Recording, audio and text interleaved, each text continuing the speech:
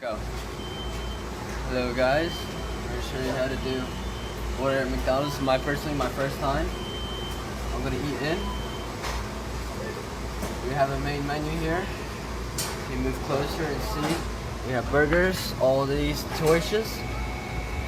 So what I think I'm going to do, I'm going to get a Big Mac. So select the first one. Down here I'm going to do a large meal. I'm feeling a little hungry today. We'll do a, let's see here, we'll do a large Dr. Pepper. Want to change ingredients, want to change little details here. One quantity, add to order. And when we're done, you can add more to your order. Just gonna hit done. And here's our list. Review and eat my orders. Calories down, do not reflect any customizations. $7.29 is my total. Big Mac, large French fries, large Dr. Pepper. We can either customize it or whatever. We can proceed to checkout. Please select payment type. I'm going to pay here. The number here. Please take a table locator and enter the number 3. I'm going to do 3. Enter. Please follow the instructions on the pin pad. I'm going to do. I'm going to take our lovely card here. We're just going to insert it if I can find the hole. Here we go. The struggle is real, guys. The struggle is real. It's all good. It's all good in the hood. Processing. Oh. And we're here in Fremont, in Seattle, where Starbucks just launched their order and pay service, which allows you to make your order on your iPhone and then go pick it up in the store without waiting in line. We're gonna go check it out and see how it works. Okay, we're going to place an order in the Starbucks app. When you are in a city where the service is currently live, which is Washington, Oregon, Idaho, and Alaska, in the top right corner you will see that there's a beta order option. You want to tap that, and as you can see, I've already placed a previous order, so if I want to reorder the same order, it's super simple to place the same order. However, it's breakfast, so we're just going to get coffee today. Since they've been advertising the flat white a lot, I'm going to try that and add that to my basket. It says it will be ready in 2 to 5 minutes at the Fremont Avenue location, which is just up the street from where we currently are. A 3-minute car ride. You have the option of fully customizing this drink, changing the size, adding shots, flavors, toppings, the whole 9 yards. I'm gonna stick with a grande, and 3 shots sounds like plenty to me. Should we add another item? Yeah. It's breakfast, so maybe we can add a food item as well.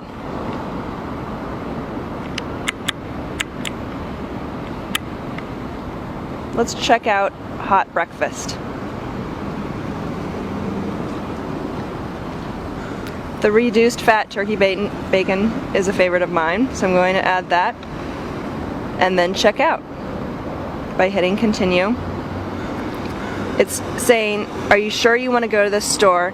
If this said it was going to be a long wait and it was going to be a 10-minute wait, I could choose another different location and see if the wait was going to be shorter there and walk a further distance. In lots of cities, Starbucks are across the street from each other, so this might be a viable option when one store is particularly busy. I'm going to confirm this store. It's telling me how much it's going to cost. I have already money stored in my app, so I'm going to use that and press order.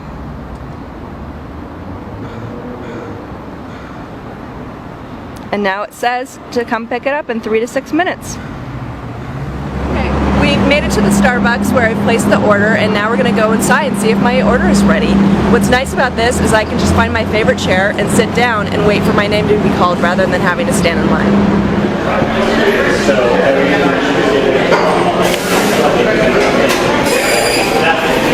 So there's no chairs available downstairs. You can just go upstairs and snag a chair that might still be available.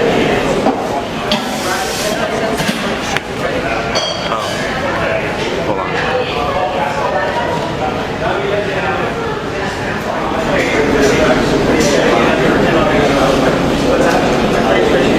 Are you the ball order? Yeah. Okay, we're on.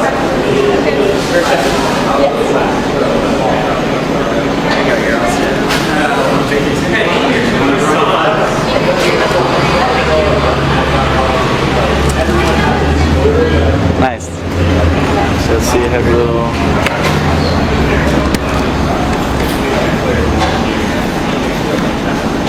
So 856.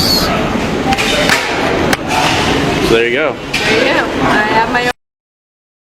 The dining checkout system from RFID Core Technologies is widely used in schools and enterprise canteens, fast food joints, and every kind of restaurant. It is an innovative and smart checkout system integrated with RFID technology. Compared with other traditional ways of dining checkout, RFID Core's dining checkout system has the advantages of fast speed, accurate accounting, user-friendly experience, and unattended operation. With advanced RFID technology and reasonable process design, diners can select and order food items at different food sections, then swipe their cards at our smart checkout table to finish the payment automatically. This whole process, including selecting dishes and paying the bills, is fast and orderly. Meanwhile, diners' consumption records will be uploaded to the background server in real time, and various statements and reports can be generated on management request. Restaurant or canteen managers thus can analyze and master the operation status timely.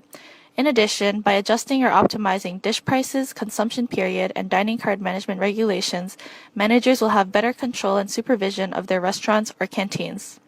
With its high efficiency and self-service account settlement, RFID Core's smart dining checkout system has been widely acclaimed. It not only brings a better dining experience for more and more diners, but also provides a smarter management mode for various restaurants and canteens.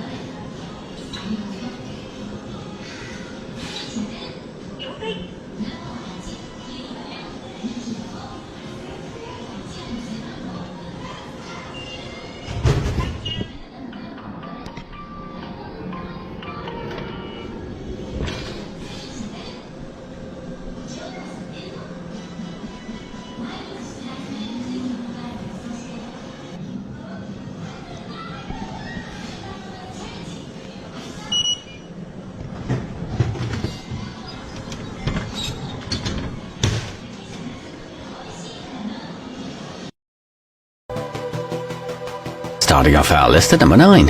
If you don't want to waste a lot of time manually ringing up the prices of items, the EasyTab Retail is available with a gun-style barcode scanner.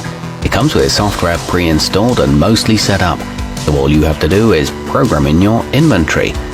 It comes with a reasonable monthly cost and full training is provided, but the monitor is small compared to others. At number 8, before you get too excited about the low price of the Square stand, keep in mind that you need to use your own app or iPad for it to function. If you've already got one of those ready to go, you'll appreciate the ergonomic advantage that this provides. It works with Air and Pro devices and stays securely on a countertop. However, the swipe slot is constructed poorly. Coming in at number 7 on our list, Shoppers like to track what's going on when they're at the register, so the perfect POS retail gives you a little display that faces them and shows the cost of each item as you scan it. Unfortunately, its subscription service is among the pricier options. It runs on Windows 10 Pro and includes a 1-year hardware warranty, but it moves slowly at times.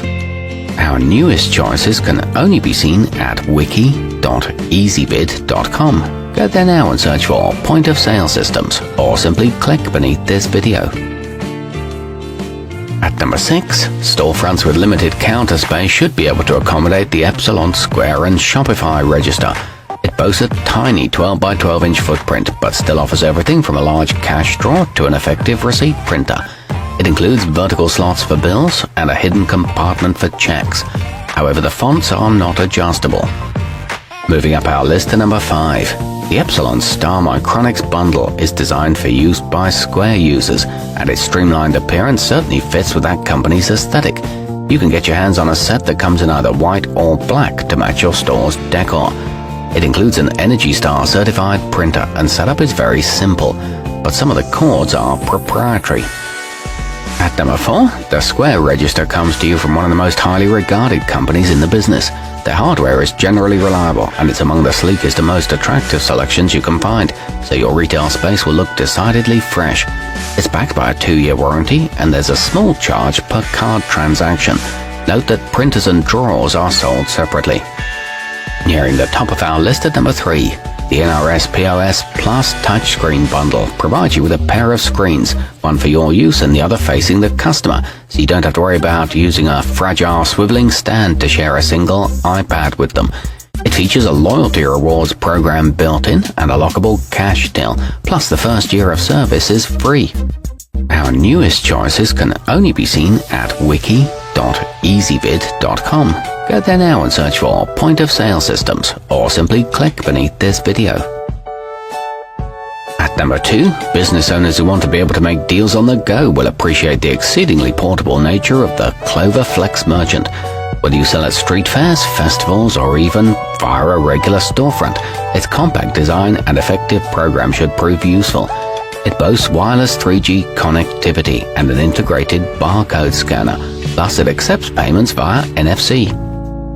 And coming in at number 1 on our list, the Datio base station effectively deploys the company's subscription-based software, which is among the most highly regarded in the industry. It makes setup and inventory management a total breeze, with intuitive features and a clean, clear interface. It includes a credit card reader and a receipt printer built into the stand. It's great for retail and restaurants. Our newest choices can only be seen at... Do you think people will really feel comfortable sitting outside and having this drone deliver them a burger without it spilling on them, hopefully? Well, it's in test phase, as you say. So we're working on something which is pushing boundaries. And who to say conveyor belts delivering food on plates is going to work? I don't know. We're going to see. When do you think you could implement it?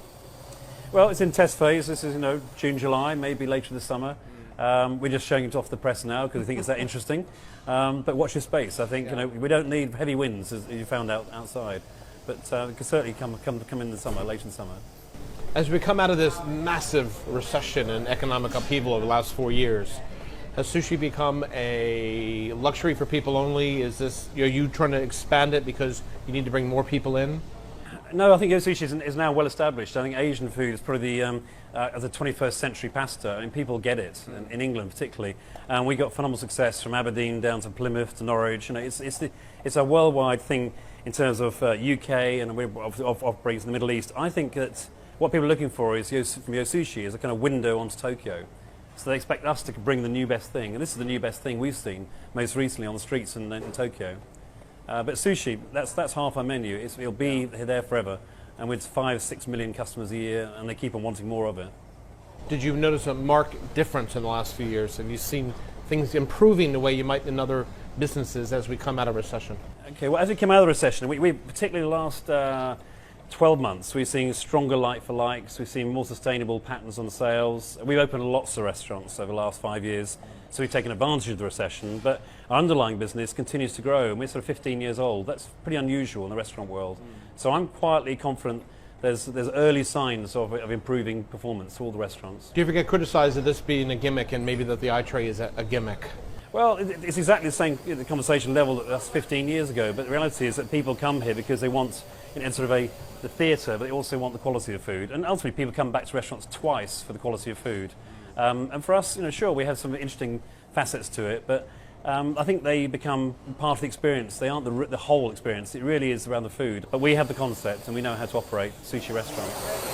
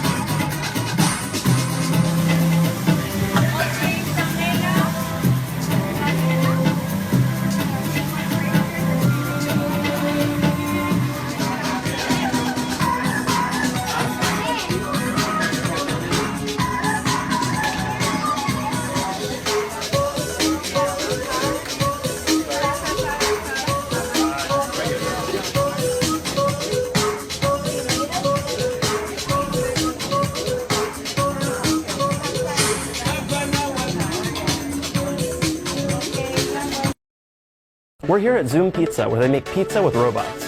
We're gonna see how they do it, but first, let's order a pie.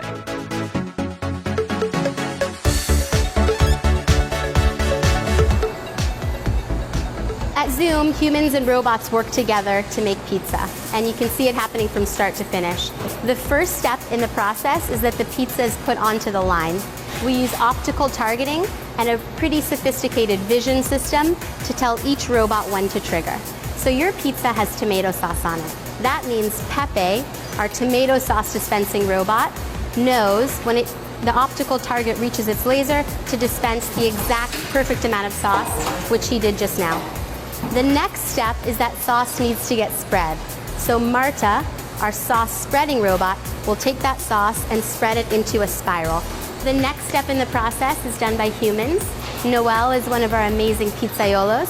He's going to take that pizza, adjust any imperfections, and then actually begin to add cheese and toppings. The humans have 22 seconds to complete the topping step before Bruno, the next robot, takes the pizza off of the line and puts it into the par-bake oven. Bruno is a very powerful robot. He's a 6-axis robot. You've seen this kind of a robot mostly in manufacturing settings. We're using this robot to make pizza. So that means we need to fine-tune this robot so that it can actually mimic what a human would do with a similar tool. This is a totally compostable sugarcane-based box that's designed to keep pizza incredibly delicious because all of these ridges keep the pizza from getting soggy. So your pizza's ready. Oh, looks so good. So Georgia, Marta, Pepe, Bruno, the pizza making robots that you saw today, allow us to reduce the amount of time for each individual pizza preparation step. They allow us to reduce the error rate because robots are designed to make the same motion consistently and perfectly. And they also allow us to invest more of our resources in high quality ingredients as opposed to repetitive manual labor steps. Tell me a little bit about some of the other ways that you guys have been innovating, especially in how the consumer interacts with the brand. We want people to be able to get the highest quality food in about half the time. Our average delivery right now is 22 minutes. And that's 22 minutes from the second that you place the order on your phone or computer to the time it actually arrives at your door. So your pizza is never sitting around. And we have this team of pilots that are tied into a logistics and routing program that allows them to optimize their routes and minimize the amount of time that it takes to drive to your door. You guys are already using robots, but what's next? You know, the next most important step for us is what we call baking on the way. In the center of it is our hub, our home facility here, and then each node is an individual delivery vehicle. Those delivery vehicles have 56 proprietary mobile ovens that are wired to actually cook pizza while it's being delivered. And Zoom owns the patent for this technology, which we call cooking en route, or better known as baking on the way. And so right now it's just pizzas, but am I going to be able to get like beef bourguignon someday via robots? You know, right now we're hyper-focused on giving you the highest quality pizza that we possibly can, and so that means we have to be laser-focused. But you know, it's a big, wide world, and there's certainly additional opportunities to innovate beyond pizza.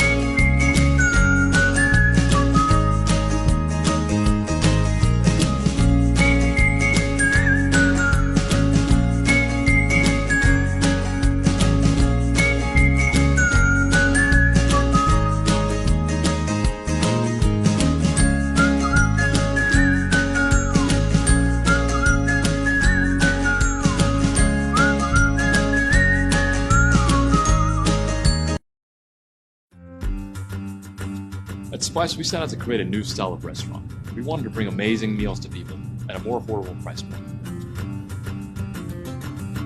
Each meal is made to order in 3 minutes or less, starting at $7.50. When we were 4 MIT students, we couldn't really find a decent meal at an affordable price point. As robotics-obsessed engineers, we set out to create a new, efficient way of cooking food.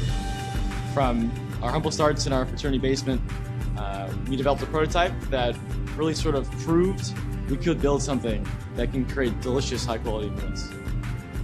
Our woks cook by constantly tumbling your food, which provides a really nice and even sear. They're heated with induction, and we have temperature control to perfectly cook your meal every time. When we had the robotics nailed down, we knew we needed some culinary excellence to really bring this restaurant concept to life. I'd heard of Daniel, and I knew that he was one of the top chefs in the world, and I decided to try to guess his email address. A few weeks later, I got a response. Receiving this note from Michael, I was curious. A robotic kitchen was something that puzzled me a little bit. I discovered that the robotic kitchen brings precision, consistency, taste, and also freshness to the preparation. Spice was created to be affordable, tasty, and nutritious.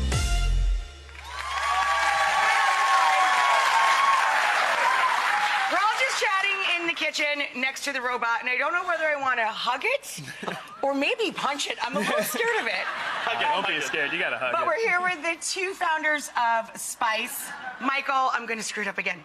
Ferret. That's right. Oh, I did it, yes. And Kale, no joke, but not named after the vegetable, named after a race car driver. Kale Rogers, and everybody knows Chef Daniel Below. Thank you, thank you. So let's start with Chef. Chef, I'm intimidated by that, but I cook simple food. You're not intimidated by it, you embrace it. Why did you want to work with a robot? Well, I think in the kitchen, chef, we always welcome technology. We always welcome the latest new tools. This one was very interesting when it came out. That's right. This used to be so like, oh, what is that? And now everyone can buy and pestle, right. and now we have this. Right? And I've been always fascinated by the evolution of fast casual and how it's the number one money maker in the worldwide restaurant business today is fast casual. Exactly. And when Michael reached me, I fell in love with their story. They were 4 young students at MIT, and they say, you know, we have this idea of creating a robotic kitchen, but we are not chefs. Would you ever be interested to talk to us? And of course, I went to Boston, and now the story is yours, Michael. So let's get the robot working. Explain what we're going to do here. Yeah, so this is showcase spice. And what are we cooking today, Michael? We're cooking a massaman Thai curry. It's one of the delicious bowls on our menu. And yeah, we're excited to show you. How often do you eat from your own menu? Do you guys go in and probably like 14 times a week. Wow. Like every Okay. And so this is showcase spice is what we like to call it. Showcase spice. And this is how we actually get to be able to do different menu preparations and use the cooking here before we roll it out of the restaurant. So we can move it up, toss ingredients in. We have the cooking position, and we can even wash and clean up after itself. So it can do a little wash, spray with some water. I know a lot of humans that can't wash and clean up after themselves, so it's quite funny. Introducing the Starship Robot, a 6-wheeled ground drone from Starship Technologies. Equipped with a sensor suite that includes cameras, GPS and inertial measurement unit, the robot can deliver items within 6 kilometers radius.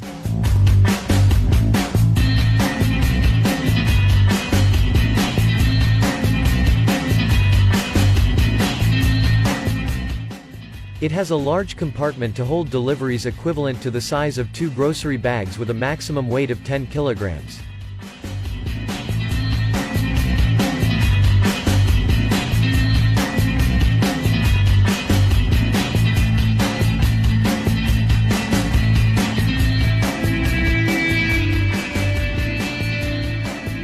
Once the robot has arrived to the customer, the compartment is opened using a unique code generated after placing the order from a smartphone app. The robot can be remote controlled if autonomous operation fails, and will only be used for relatively short-range local delivery.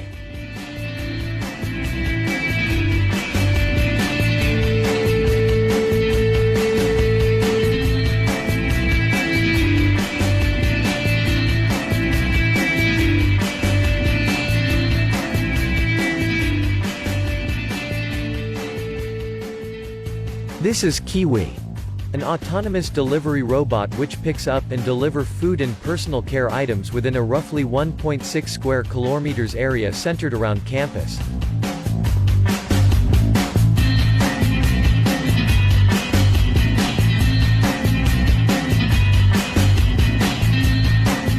The robot uses deep learning to correctly interpret data gathered from its sensors and to make intelligent decisions that ensure a fast, safe and cost-efficient delivery.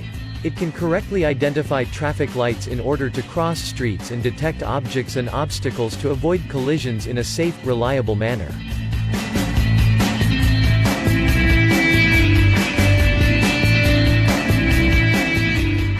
Here is how it works. A customer places an order on the Kiwi app. A courier then picks up the order and deposits to one of the bots at the nearest designated point. Also, the courier can deposit the order in one of the semi-autonomous Kiwi trikes which can carry 4 Kiwi bots holding up to 20 meals. The now loaded bot rolls the final leg, a distance of up to 400 meters to customer's location. Once arrived, the app notifies the customer.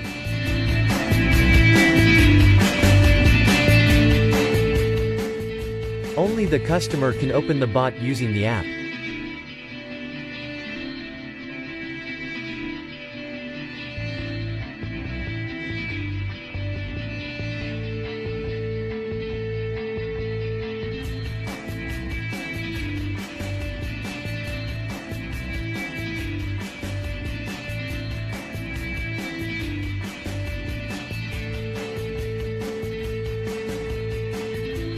Check out the RoboMart, a literally little mini mart on wheels.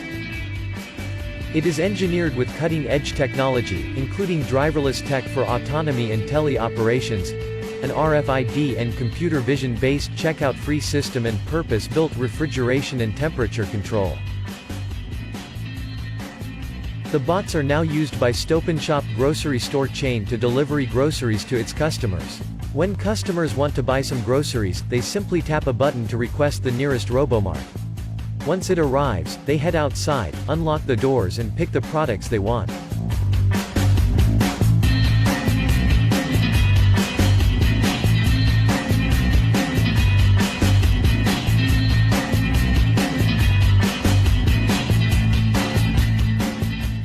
Introducing the Teleretail Delivery Robot. Using artificial intelligence to automate local logistics and minimize the ecological footprint of transportation, Teleretail wants to help Main Street shops and small businesses to compete with major e-commerce companies like Amazon.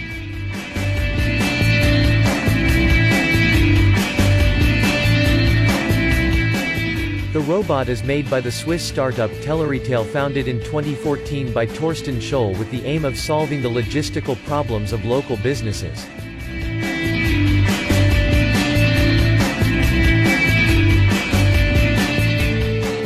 With its 84 cm width and capability to carry up to 35 kg payloads, the robot is designed to travel on sidewalks, covering long distances up to about 80 kilometers. One way the company could make money is by offering its service on a subscription basis to both consumers and store owners.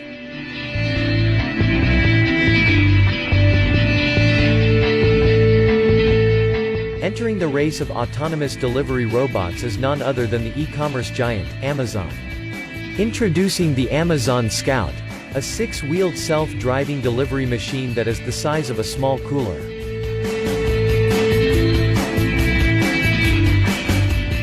Walking at a human pace, Scout uses self-driving technology to navigate through neighborhoods to deliver packages to Amazon Prime customers. The vehicle appears large enough to accommodate small and medium-sized parcels, but no word yet on what's under the hood.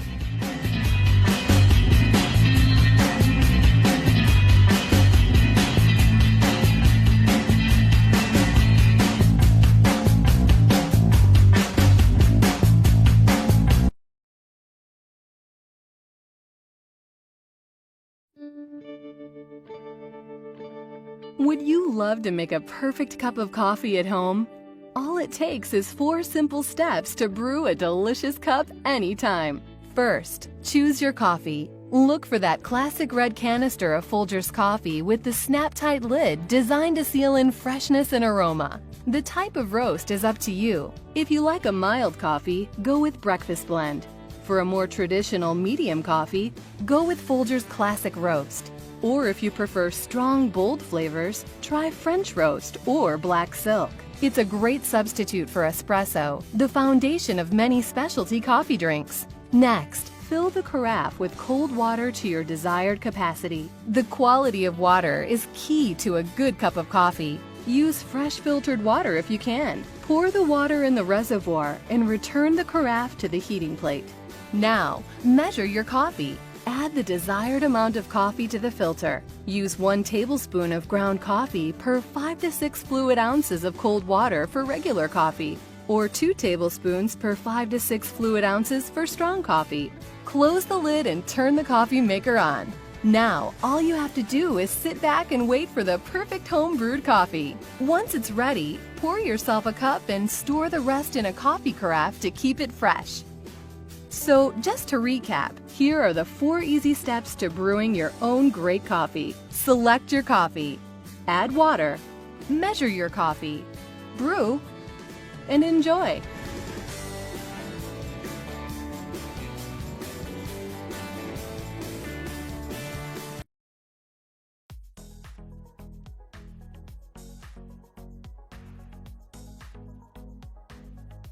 For coffee lovers, freshly ground beans give the best tasting coffee, and the taste is even better than beans that are already grounded. If you really can't kickstart a perfect day without a cup of coffee, then you must get a grinder for your house. A lot of people do have grinders, but the issue is the noise. But don't worry, thanks to the advanced technology, we now have quiet coffee grinders in the market.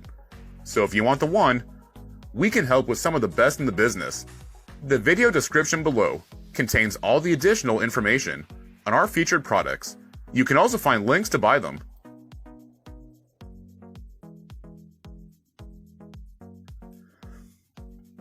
The Baratza Encore.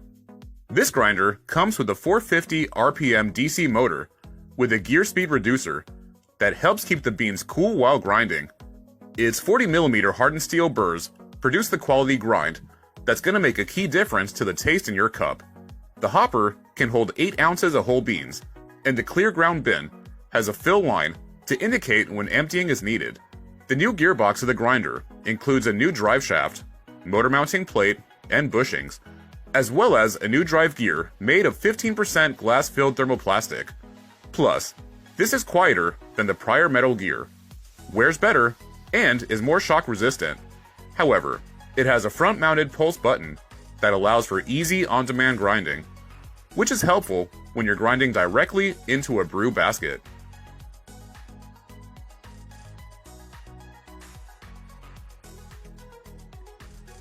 The Breville BCG 820BSS-XL. This Smart Grinder Pro features precision digital time to give you complete control over dose and grind time. With 60 unique settings, this conical burr grinder maximizes the potential of any brew. This grinder lets you grind directly into the portafilter with an airtight container, a gold tone filter basket, or paper filter. Plus, it pairs well with Breville's dual boiler, the ultimate machine for the at-home barista, which demands precise control over every element when taking beans to the fullest potential. Moreover, it has a clear and concise LCD screen that shows the grind setting, grind time, and a number of shots or cups that you selected. Another advantage is it has intelligent settings to help your grinder achieve perfect results regardless of how fine or coarse you require your beans. Further, extend the grinding range by tuning the adjustable upper burr to either coarser or finer without the use of tools.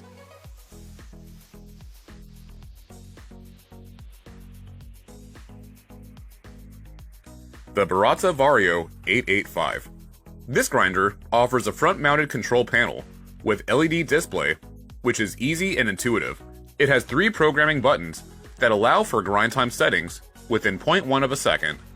This macro can adjust from fine to coarse in 10 distinct settings. Also, it comes with secondary micro-adjust arms that further divides each of the 10 macro steps into 20 separate settings with heavy-duty metal pot holders, a burr removal tool, and an adjustment tool, allowing customers to personalize their grinding experience to their brewing preferences. Its 54mm professional ceramic flat burrs produce accurate grinding and high throughput. On the other hand, the broad range of grind and the narrow particle distribution are the hallmarks of the superiority of the Vario burrs.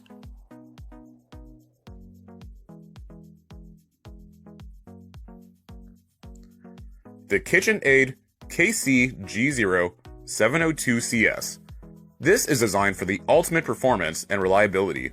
The KitchenAid burr grinder has stainless steel burrs to grind coffee consistently at any of the 15 available grind levels.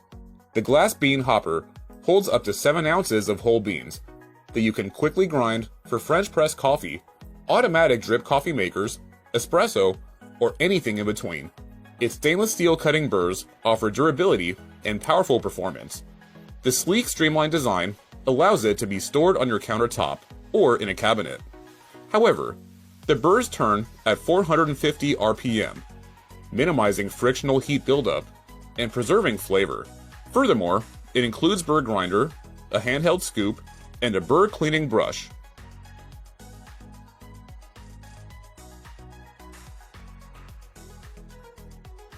The Baratza Virtuoso Plus.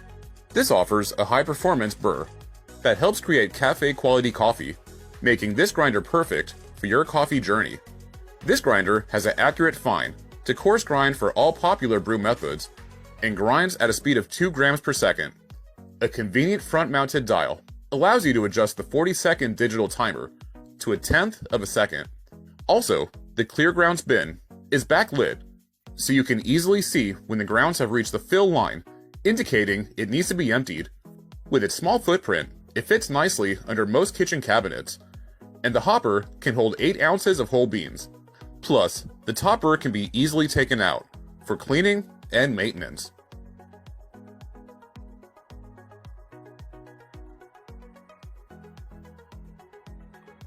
The Capresso 560.01.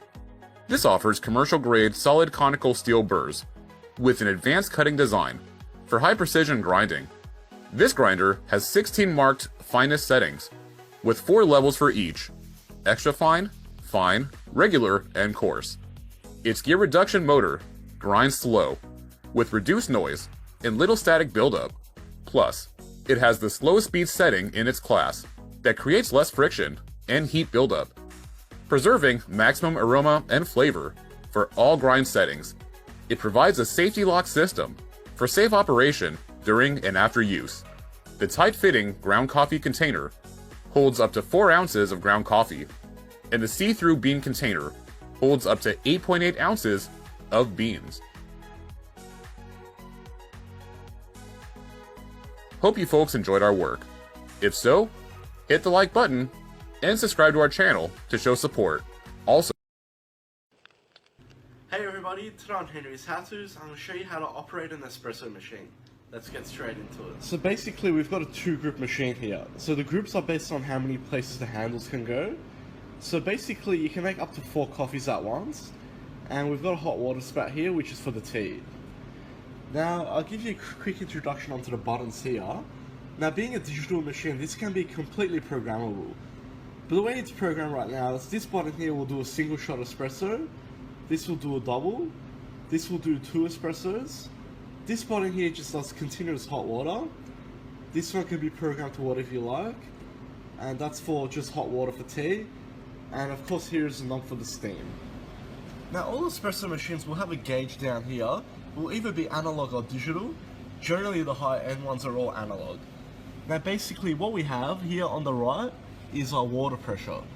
So that should always be in the center. That will just determine if there's enough water pressure. And on the left here is the steam pressure. So you always want that in the middle as well. Now espresso machines have a knob here that you turn to power it on. Obviously 0 is off. Number 1 basically turns the machine on, but it doesn't heat up. And number 2, of course, it heats up. Now they'll always have a light, whether it's red or green, which will indicate if it's on. And on the other side here, there'll usually be another light. When this is on, it means it's heating up. When it turns off, it's ready to go. And this switch here is just for manual mode. So in the event that the digital controllers don't work, you can use that switch to manually make the espresso. Now, as for the handles themselves, you'll have what's called this one with a 2-spout, a double group handle. And the one with the single spout is a single group handle.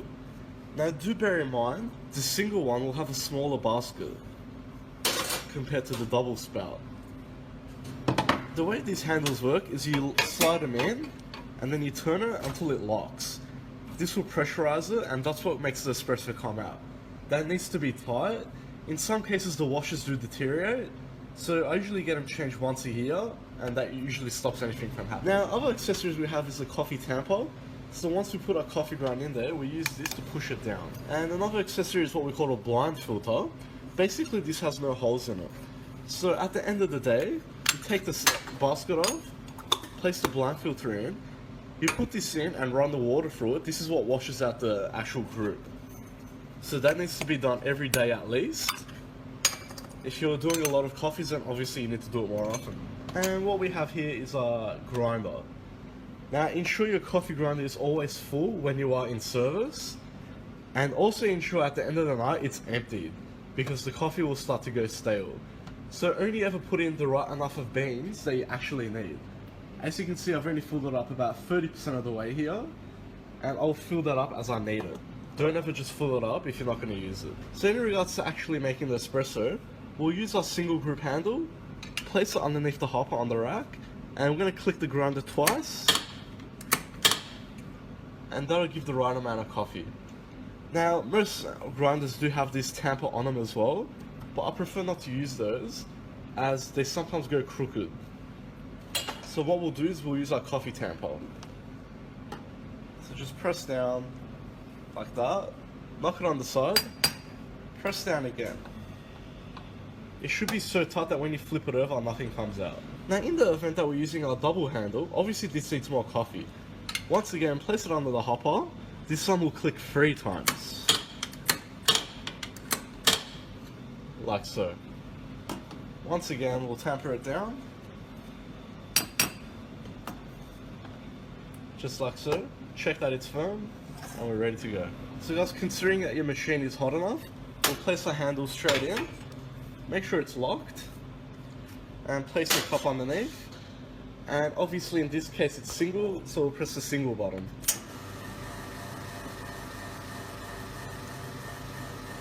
And the espresso will start to come out. And that's our shot of espresso right there. Straight away, take out the grind, and you just want to take it out like that. Now with our double group handle, place it in. Now this can be used to make 2 coffees, or you can just place 1 cup and make it extra strong. Just place them underneath. We'll press the 2 coffees button this time.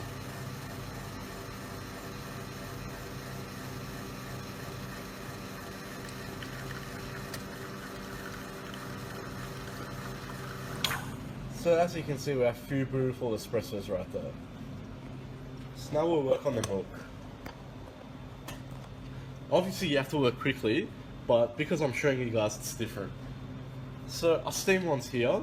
Never touch it when it's hot because it does get quite hot. If you're making coffee for the first time since you've turned the machine on, you need to turn the steam one on for about 10 seconds, let all that excess steam and water come out. So guys, we'll get our milk jug and we'll fill it up with cold milk.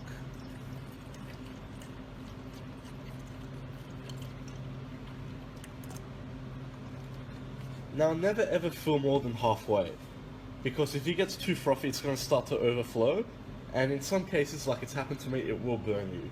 So don't take that risk. Take your time, use a bigger jug if you have to. So to actually froth our milk, we'll get our jug, we'll put our steam on inside. We just want this part here to go into the actual milk.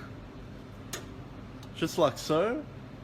And we'll turn our steamer on all the way to the end. Not halfway, all the end.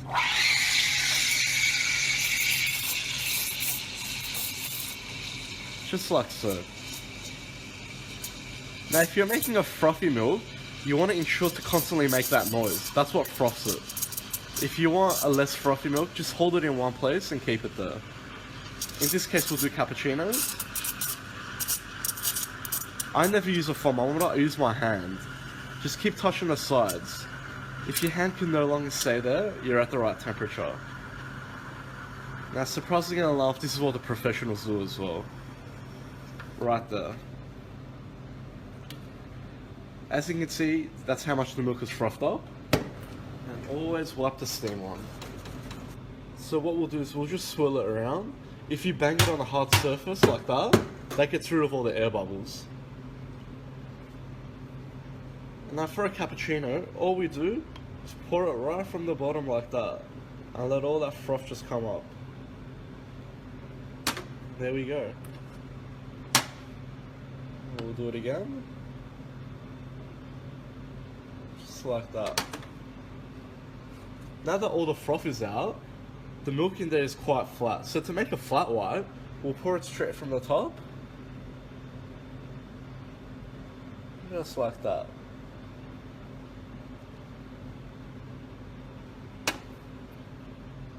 And obviously for a cappuccino we need chocolate on that.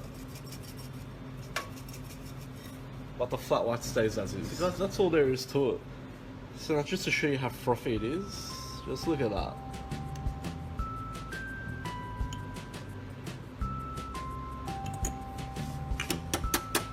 And obviously with our flat white that has less froth, you should only have a touch of froth like that, no more. So guys, that's all there is to it. It only took me about 2 hours just to completely learn how to use an espresso machine. And everything else, it comes with practice. So eventually you can start doing the patterns on the coffees and everything else freehand. So it's more of a patience thing. Once you get the hang of it the first time, then that's it. Just keep practicing. I hope you like that, guys. Please like and subscribe. If you have any comments or suggestions, just leave them at the bottom and I'll see you all next time.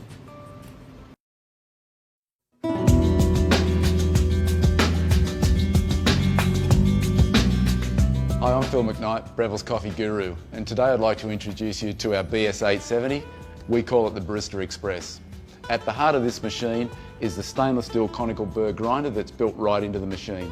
It also has dose control, which allows you to dose the same amount of coffee into the portafilter every time. Having the grinder built in unlocks one of the secrets to making great espresso.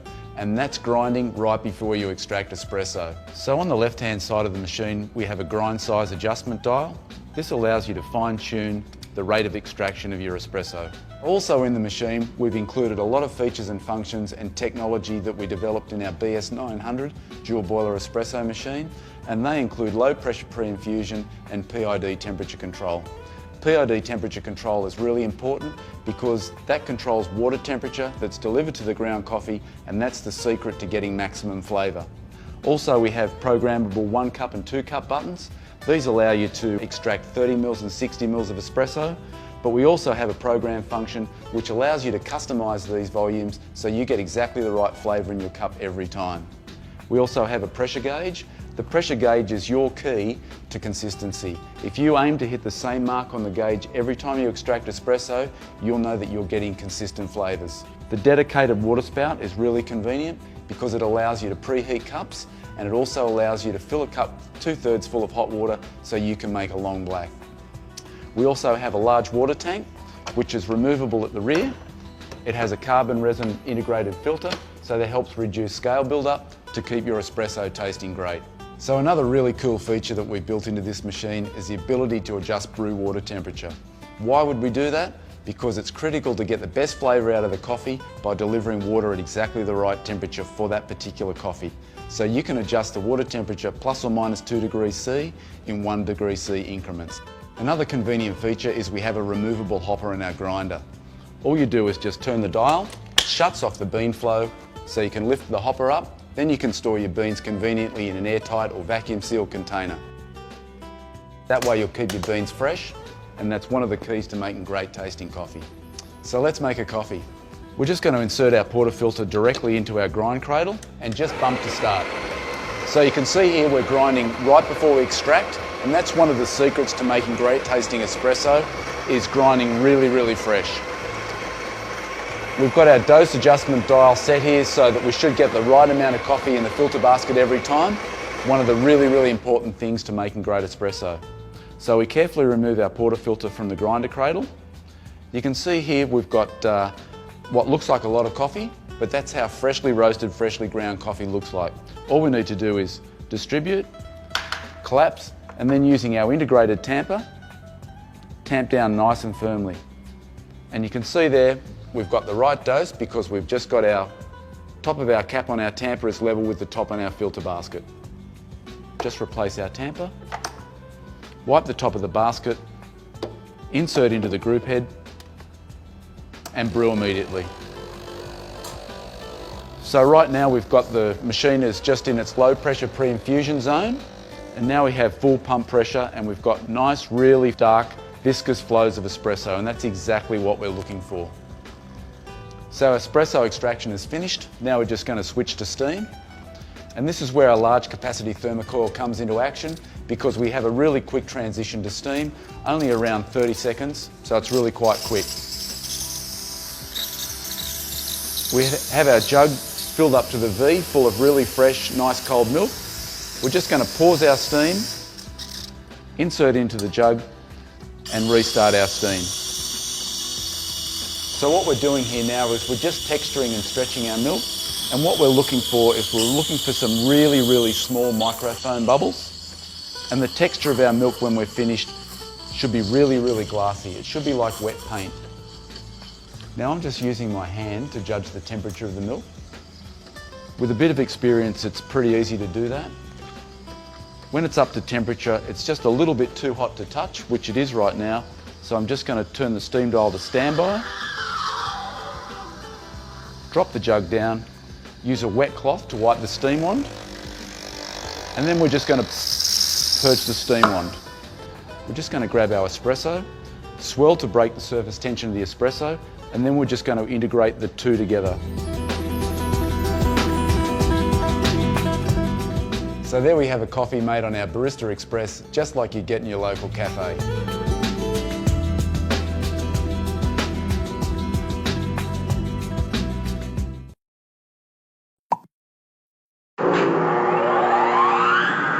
Hey there guys, Paul here from theengineeringmindset.com. In this video, we're going to be looking at industrial refrigeration system basics with a focus on ammonia refrigeration systems. We'll start at the basics and work our way up, covering some typical systems for single stage, two stage and cascade systems to help you learn the basics of industrial refrigeration. I just want to take a moment to thank our partner Danfoss for sponsoring this video. Danfoss is on a mission to spread as much knowledge about modern, environmentally friendly refrigerants as they can. This includes information about ammonia and how it works in their industrial refrigeration solutions. They have a collection of free ammonia e-lessons available now at Danfoss Learning. Just follow the link in the video description below to start your first course. So where are we going to find these types of systems? Industrial refrigeration applications are typically used in places like cold food storage, dairy processing, beverage production, ice rinks, and heavy industry, these sorts of places. These are large-scale cooling systems. We've previously covered other types of cooling systems for commercial buildings, supermarket CO2 systems, chillers, and chilled water schematics. Do check these out if you haven't already, links are in the video description below. I just want to very briefly touch on why we use ammonia as a refrigerant. Ammonia occurs naturally in the environment, it's available in abundant amounts. It has an ozone depletion rating of 0 and a global warming potential of less than 1. If we compare that to other common refrigerants such as R134A, this has a GWP of 1430. And then R404A has a GWP of 3,922. You can see why ammonia is very beneficial to use. Ammonia is also cheap to produce and energy efficient to use. It has the capability to absorb large amounts of heat as it evaporates. That's a really important aspect for a refrigerant to be of use. It also means that pipes and components can be made thinner and smaller. Ammonia is toxic, however, and can also be flammable at certain concentrations. Most refrigerants are odorless, but ammonia gives off a very sour smell, so it's easily noticed if a leak occurs. If ammonia leaks, it will react with the carbon and water in the air to form ammonia bicarbonate, which is a harmless wash compound. Now, for the engineering stuff, let's look at some simplified typical refrigeration systems. Single stage. This is the simplest ammonia industrial refrigeration system other than a direct expansion type, so we're going to start here. We start off with the compressor. This is the heart of the system and is what pumps the ammonia refrigerant around the refrigeration system to provide the cooling. It pulls in the refrigerant that has collected all the unwanted heat from the evaporator and compresses this into a much smaller volume so that all that thermal energy is very tightly packed together, making the refrigerant very hot. The refrigerant is sucked into the compressor as a low pressure vapor and it leaves as a high pressure vapor. The high pressure refrigerant vapor exits the compressor and flows to the condenser. The condenser cools the refrigerant down by pulling the unwanted heat out of the refrigerant and discharging this heat into the ambient outside air. This is typically done by passing the hot refrigerant through the inside of some small tubes and using a fan to force the cooler ambient air across the outside of the tubes to cool it down and carry the heat away. Additionally, we'll often find a small pump spraying water over the pipes. Some of this will evaporate and help carry more heat away.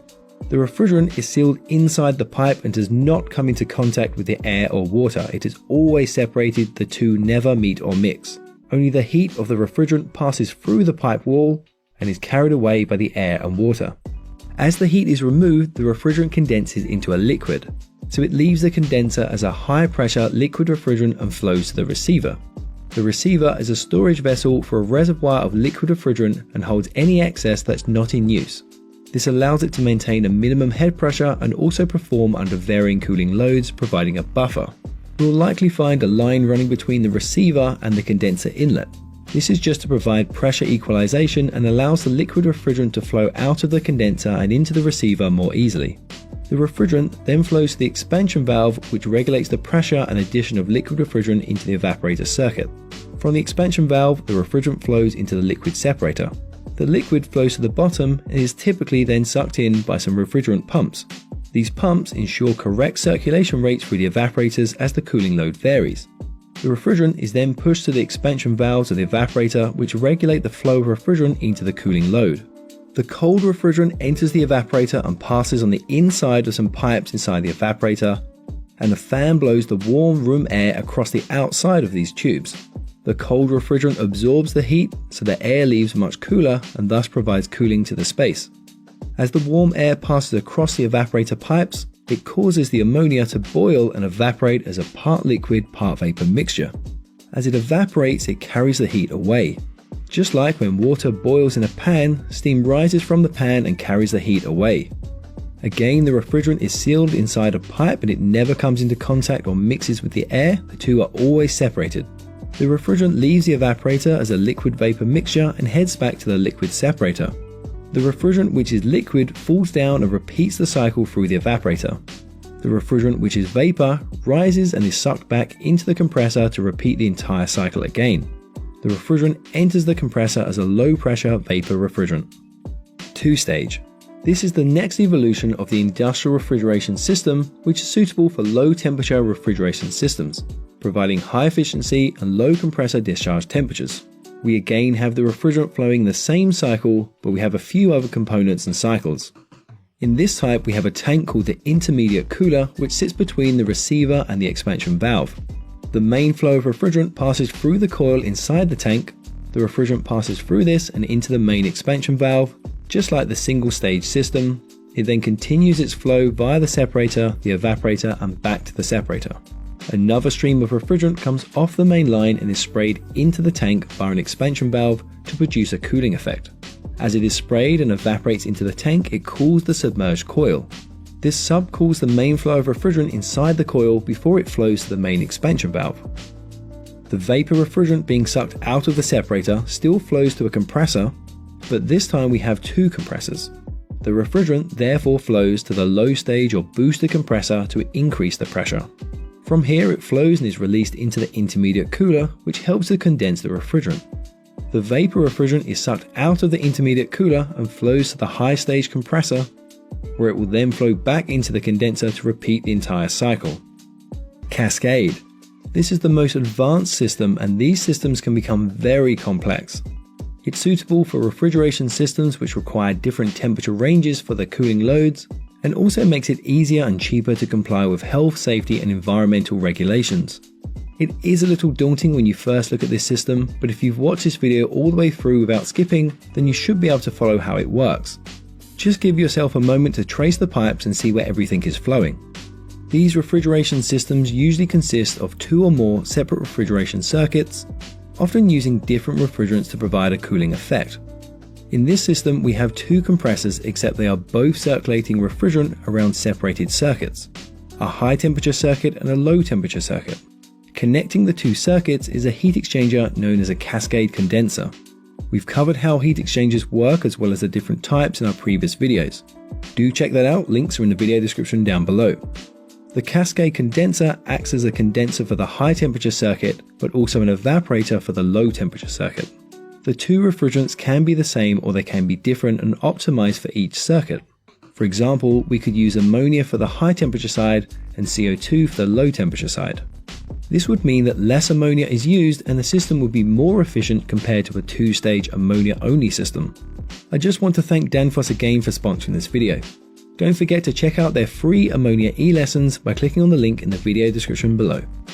Okay guys, that's it for this video, but if you want to continue your learning about refrigeration systems, then click on one of these videos on screen now and I'll catch you there for the next lesson.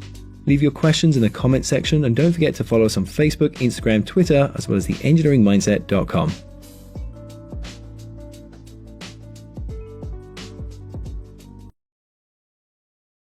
Well, what we've tried to do here is make sure that the machine appeals to the 5 human senses. So as you can see, it's a very different looking ergonomic machine. It's been designed by Pininfarina of Italy, who are very famous for designing sports car for Ferrari, amongst others. Then we have the all-important sense of taste. We use exactly the same coffee that we blend and roast in our roastery in Lambeth, London, and always fresh milk. We've got very high definition speakers in here, which enables us to create the sound of a bustling coffee shop. And there again, it draws customers in to the area of the machine. Then we've got the touch, and you can see we've got a 27-inch HD screen on here, which enables a very, very rich user interface. And it enables customers to immerse themselves in a raft of products at their disposal. The final sense is the sense of smell, to produce a range of aromas which replicate the smell of a genuine coffee shop. And it's a really pleasant thing to walk up to the machine and just have that gentle waft of a coffee shop as you purchase your coffee.